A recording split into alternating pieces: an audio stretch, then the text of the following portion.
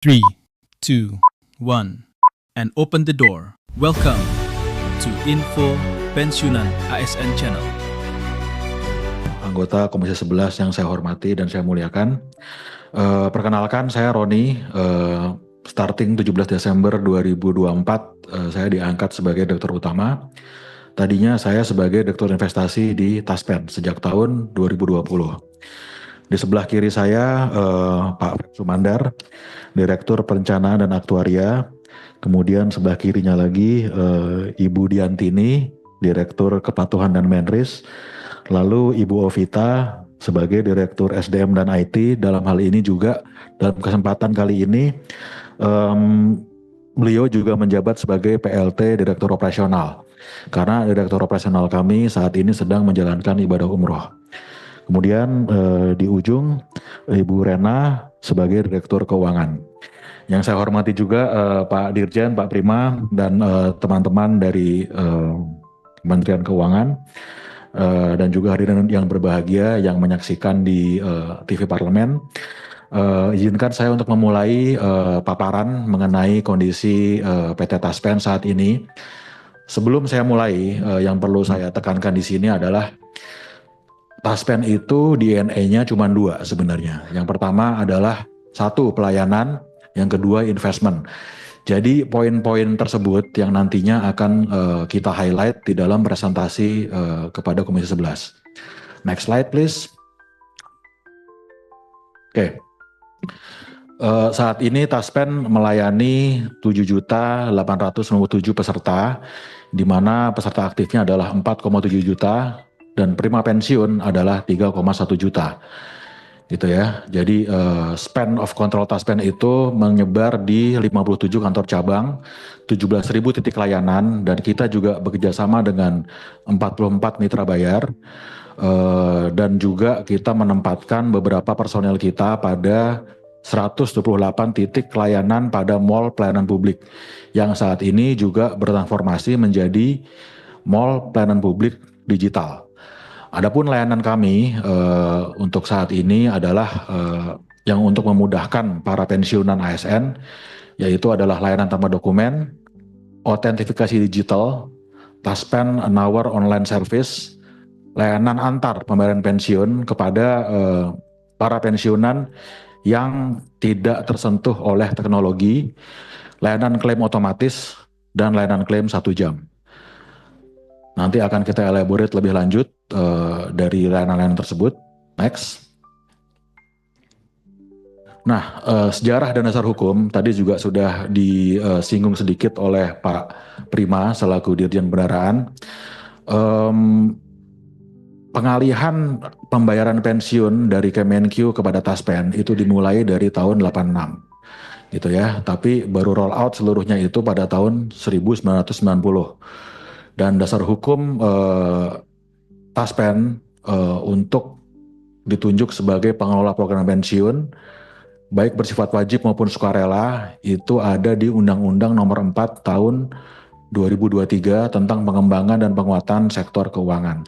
Jadi kami bersama-sama dengan PT Asabri itu ada diatur oleh Undang-Undang Nomor 4 Tahun 2023. Adapun peserta Taspen adalah PNS Pusat, pegawai negeri daerah otonom, pejabat negara termasuk di dalamnya adalah anggota DPR, dan penerima pensiun anggota ABRI sebelum 1 April 1989, juga para veteran.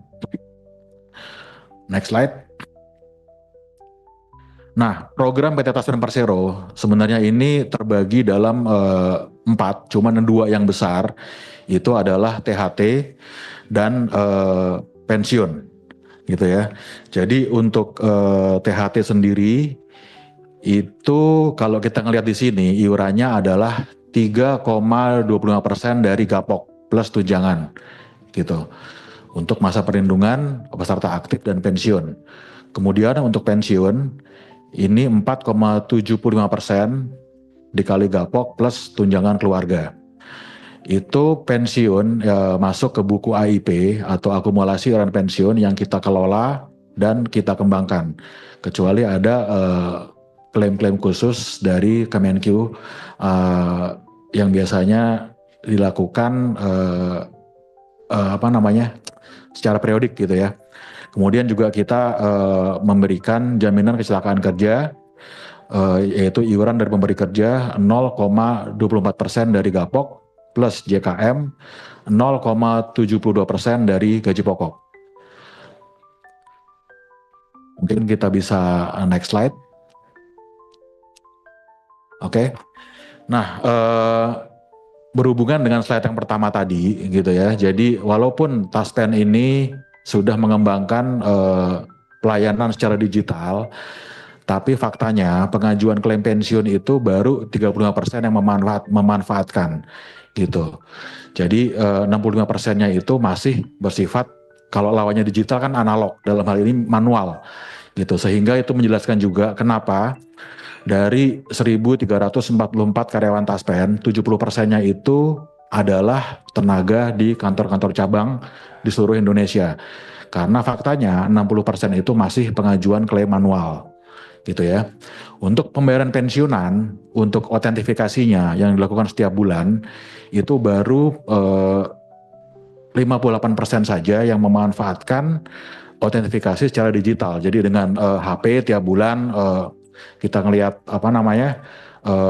muka pensiunan, terus ada yang nengok kiri, nengok kanan dan segala macam, itu baru dimanfaatkan oleh 58% oleh peserta pensiunan. Sisanya hampir 42% itu masih melakukan autentifikasi secara manual.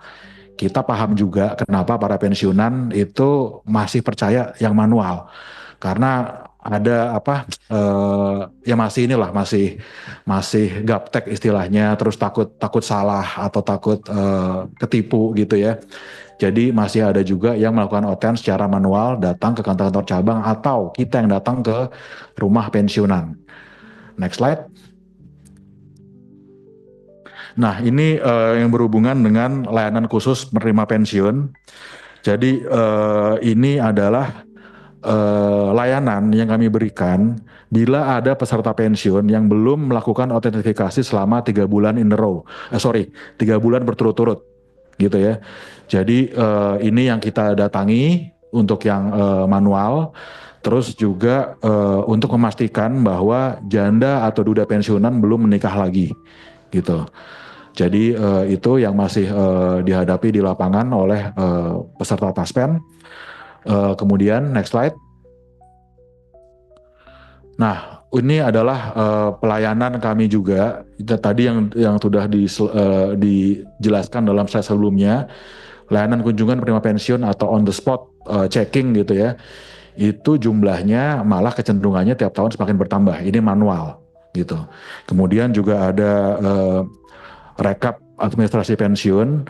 Ini lebih kepada kerjaan manual, yaitu pengajuan SK pensiun janda duda yatim piatu, terus penambahan anggota keluarga gitu ya. Kemudian untuk yang laporan surat pengesahan tanda bukti diri ini untuk mengetahui status menerima pensiun itu beneran janda atau gimana gitu. Kalau udah nikah lagi ya udah, berarti udah nggak eligible sebagai penerima pensiunan. Kemudian mutasi pensiun itu lebih kepada administratif, yaitu mutasi mitra bayar, mutasi pindah cabang, atau mutasi pindah rumah segala macam. Itu yang masih kita lakukan juga di kantor cabang. Next slide. Nah, ini adalah penjelasan mengenai milestone inovasi di Taspen. Jadi dari tahun ke tahun kami di Taspen berusaha menyempurnakan pelayanan kami kepada peserta kami gitu ya. Dan ini juga mungkin akan lebih enak kalau di slide berikutnya. Next slide. Nah, di sini terukur bahwa tingkat kepuasan peserta terhadap pelayanan Taspen itu dari tahun ke tahun semakin meningkat. Dan ini dilakukan oleh pihak ketiga. Kalau tahun 2024 lalu itu dilakukan oleh Mark Plus. Jadi selain itu juga Bapak Ibu anggota DPR yang terhormat Komisi 11 bisa juga melakukan pengecekan atau wawancara juga dengan Korpri dalam hal ini, karena Korpri lah yang sebenarnya mengerti pelayanan dan gimana sih tingkat kepuasan peserta ini dapat diukur. Ada beberapa parameter yang digunakan dalam pengukuran Customer Satisfaction Index ini. Cuman yang jadi poin besarnya itu adalah 9 poin ini. Jadi ini yang mendasari kenapa CSI kita itu dari tahun ke tahun semakin meningkat. Emang nggak 100%, tapi paling nggak trennya itu tren naik. Next. Nah, untuk melengkapi paparan dari kami, ini adalah kinerja PT Taspen Persero. Jadi seperti yang sudah disampaikan tadi oleh Pak Dirjen, kita terbagi atas 2 buku. Yang pertama THT, yang kedua AIP. Jadi memang aset kita itu bila digabung itu cukup besar gitu ya. Jadi ambil yang paling terakhir aja. Aset kita itu adalah 149,53 triliun untuk program THT jika KJKM. Dan AIP yang dititipkan kepada Taspen untuk dipupuk itu 250,77%. Triliun, sorry.